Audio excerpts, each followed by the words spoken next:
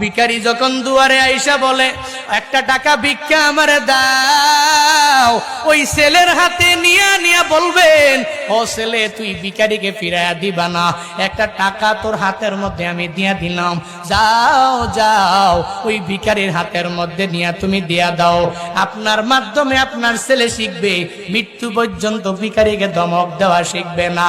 যত বড় যাই হবে না কেন, যখনই ভিখারির সামনে হাজির হয়ে যাবে, আপনি বাবা যদিও নাই, কিন্তু বাবার কথা যখন মনে পড়ে যাবে, আমার বাবা আমারে কত মায়া করে করে আমাকে সঙ্গে নিয়া ভিখারিকে তারা দেয় নাই, ওই ভিখারিকে কত কষ্ট করে চলতো আমার বাবা, এরপরেও আমার বাবা আমার মাধ্যমে ভিখারির হাতের মধ্যে একটা টাকা দিয়া দিল, আমি আজকে তারে ফিরাইয়া দিতে পারি না।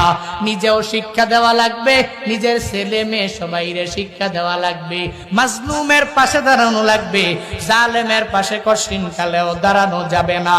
এই শিক্ষাটা নিজের ছেলেরে দেওয়া লাগবে, নিজের মেয়েরে দেওয়া লাগবে, পরিবারের আত্মীয় স্বজন যারা এদেরকেও দেওয়া লাগবে। 5 নাম্বার, নিজের ঘরের মধ্যে নিজেও ছেলে মেয়ের সাথে, ছেলে মেয়ের সামনে মা বাবার সাথে ভালো আচরণ করা লাগবে।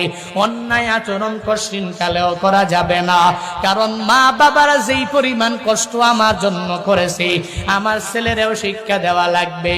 এ ছেলে আমার, আমিও তোর জন্য এত কষ্ট করেছি,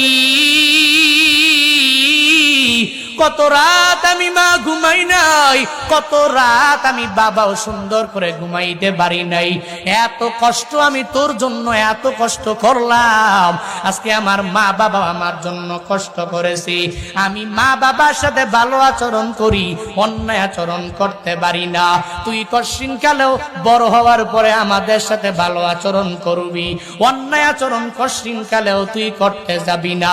এটা নিজেও মা বাবার সাথে সন্তানাদের সামনে ভালো আচরণ করা লাগবে। বলো তো চাপাইয়ের মুসলমানেরা, যদি নিজের মা বাবার মনের মধ্যে আঘাত না দাও, আর একটা ছেলের মনের মধ্যে যদি এতটুকু ঢুকাইতে পারো, ও ছেলেরে আমি আমার মা বাবার এত পরিমাণ খেদমত করি, তোর চোখের সামনে আমি মা বাবার খেদমত করলাম, মৃত্যুর আগ পর্যন্ত আমরা যখন বুড়া হয়ে যাব, তুই আমার সাথে অন্যায় আচরণ করতে পারবি না, পারবি না, পারবি না। তোর যেই মা তোরে এত কষ্ট করে লালন পালন করেছে, ওই মায়ের সাথে তুইও এই অন্যায় আচরণ তুই করতে পারবি না। কঠিন কালেও যেই সন্তানের সামনে তুমি মা বাবা হইয়া তাদের দাদা দাদির খেদমত করেছো, মৃত্যু পর্যন্ত ওই ছেলে ছোটবেলার ওই খেদমতের কথা বলতে পারবে না, ঠিক কিনা? বলতে পারবে? কথা বলেন না কেন? বলতে পারবে? নিজের মা বাবাকে যদি আমি আমার সন্তান সন্ততির সামনে যদি মা বাবার সাথে ভালো আচরণ করি, অন্যায় আচরণ যদি না করি, তাহলে ওই ছেলে কি ভুলতে পারবে? যখন মৃত্যুবরণ হবে তার আগ পর্যন্ত মা বাবার সাথে ভালো আচরণ করবে, কারণ ও জানে আমার মা বাবা আমার দাদার সাথে কষ্ট দেয় নাই, দাদার সাথে ভালো আচরণ করেছে, আমার মা বাবা দাদির সাথে ভালো আচরণ করেছে, নানার সাথে ভালো আচরণ করেছে, নানির সাথে ভালো আচরণ করেছে, আমিও তো কঠিন কালেও আমার মা বাবার সাথে অন্যায় করতে পারি না, কোনো অপরাধ করতে পারি না।